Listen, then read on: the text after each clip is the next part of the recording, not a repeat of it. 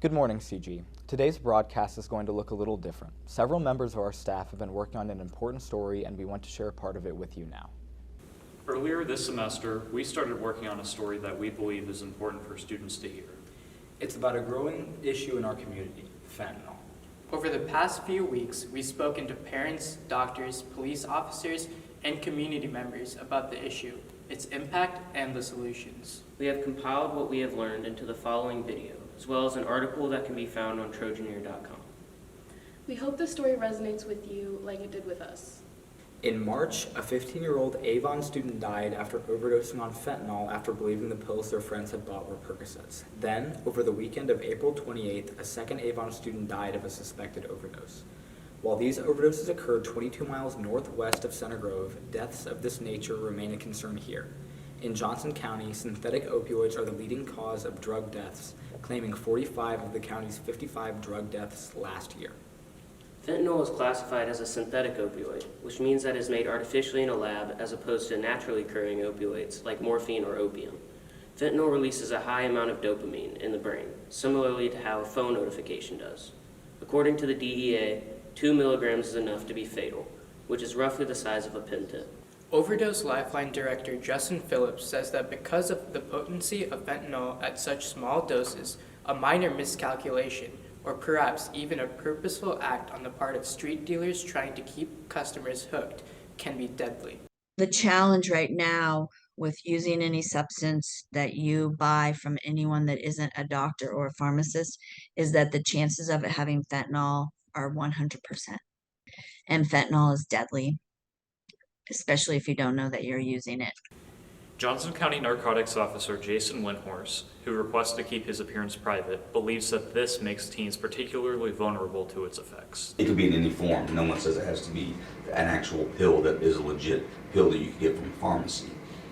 They're doing Flintstone vitamins.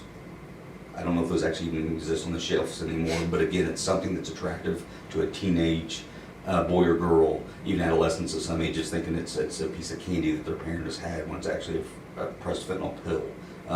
The Xanax bars that are getting pressed, fentanyl pills is not a Xanax. Or again, that's where I think it's more attractive to the younger crowds is that they think they may be getting a high again from an actual Oxycontin, whenever in reality it's a pressed fentanyl pill.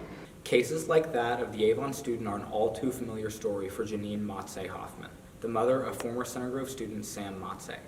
Sam always had a GPA over 4.0. He was pretty adamant about being aware of what that was on a daily basis. You know, it wasn't just his backpack with his school work that he carried around, but he had a backpack that was his basketball life, and he certainly had that.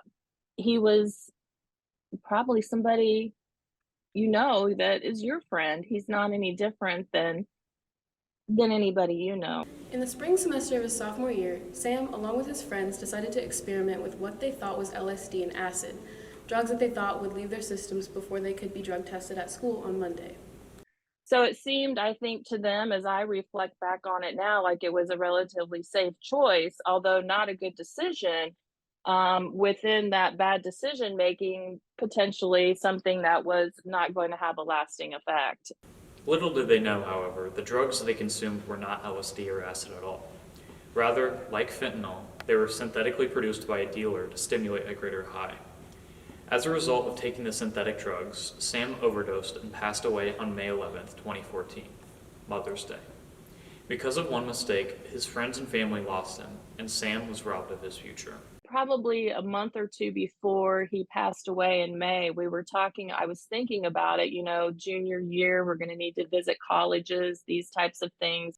And I said, where is it that you think you want to go? And he said that he wanted to go to IU in Bloomington because it was close to home.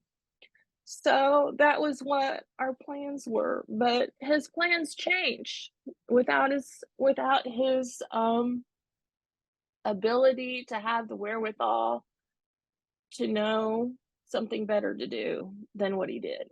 Following her son's passing, Janine started Sam's Watch, a website compiling information about the dangers of synthetic opioids to teenagers, as even after 9 years removed from this tragedy, synthetic opioid use remains a major concern for students.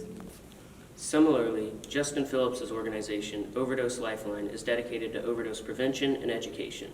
In 2015, founder and director Justin Phillips, who lost her son Aaron to a drug overdose in 2013, helped pass Aaron's Law, an Indiana law that allows anyone access to life-saving naloxone, a medication sometimes known as Narcan that can reverse the effects of an overdose without a prescription. Overdose Lifeline has set up boxes with the medication throughout the community. So we have been distributing naloxone since 2014, but really on a very small scale until we partnered with the state of Indiana and the governor's office in 2020. And that was really a result of the pandemic. And we started doing mass distribution of naloxone. And one of the ways that we do that is through something called a nalox box. Another important resource is the Lifeline Law. If a bystander were to call 911 and cooperate with the authorities in the case of an overdose, then they would be immune from any potential charges. David Plew is one of the directors of Overdose Lifeline's annual charity golf outing at Dyes Walk. Through fundraising and corporate sponsorships, that they have raised over $250,000 for their organization over the last 8 years.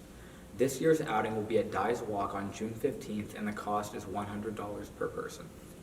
Plew, who lost his son Alex, a Center Grove alumnus, to an overdose in 2014, believes that getting the word out about these resources, whether it be through speaking to schools and teams or fundraising, is key to reducing overdoses. I think the biggest message is just education and have an open mind and realize that one little tiny Adderall or Xanax, could take your life.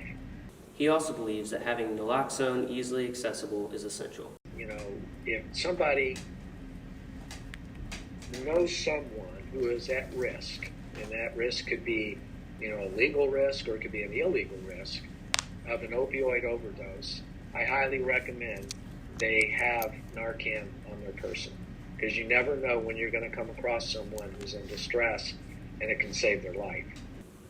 While naloxone and the Lifeline Law are both resources to battle the growing fentanyl crisis, Janine Motze Hoffman knows that there's only one certain way to be safe.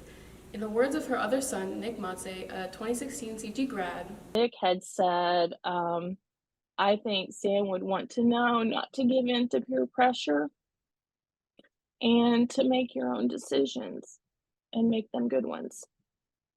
So I think that still resonates for all of us. Obviously, this story is too big to tell in a single video. To read more about the growing fentanyl crisis in our community, visit Trojanair.com to read our other story.